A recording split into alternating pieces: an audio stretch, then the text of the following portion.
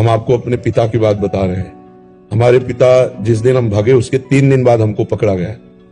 खोजबीन सब शुरू हुई तो 3 दिन बाद पकड़ा गया कि एक गोरा लड़का है वहां जंगल में देवी के मंदिर में रह रहा है। तो पहले बड़े भाई आए तो उनको तो कठोर शब्दों से कह के, बहुत विवेक प्रवीण था, बचपन में भी बहुत विवेक प्रवीण था, मतलब प्रवीण ना होता तो संसार की यात्रा काटते हुए भगवान से कैसे लाते। तो जब पिताजी आए तब हम मिल गए, क्योंकि वो एक कठोर स्वभाव के और बहुत धर्मात्मा पुरुष थे।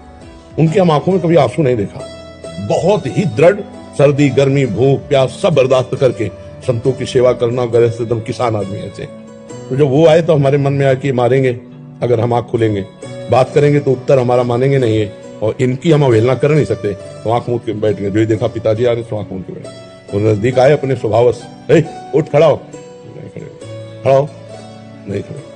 तीसरी बार का आप खड़ा हो जा तो हमें लगा डंडा पड़ेगा, चौथी बार तो खड़े हो गए। बच्चे ही थे, खड़े हो गए। तो चाचा जी वगैरह उनको बड़े भैया कहते थे, तो हम भी पिताजी नहीं कहते थे, हम भी बड़े भैया कहते थे। तो हम कहा बड़े भैया आपसे एक प्रार्थना करें।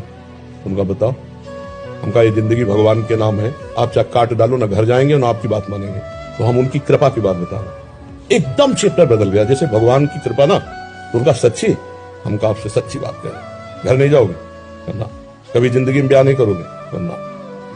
बोले खड़े हो जाओ, खड़े हो जाओ। ऐसे छाती से लगाया, कहा राम राम राम, 3 बार ऐसे छाती से कहा राम राम राम, ऐसे कहा जाओ, अगर ऊसर में भी बैठोगे तो फूलों की वर्षा हो, जाओ, जिंदगी में कभी तुम्हारा कोई बाल बांका नहीं कर सकता। पर एक बात ध्यान रखना, अगर आप बाबा जी बनते हो तो हमारा आशीर्वाद, ऊसर में भी बैठोगे तो फूल बरसेंगे, और जिंदगी में कोई बाल बांका तुम्हारा नहीं कर सकता। और अगर कहीं किसी की बहन बेटी देखी तो फिर तो हमका जिंदगी में आप इस बात को कभी नहीं सुनोगे। तो वो तो पधार गए, कई वर्ष हो गए उनको पधारे हुए, पर उनका आशीर्वाद, माता पिता का आशीर्वाद भगवान का आशीर्वाद होता है।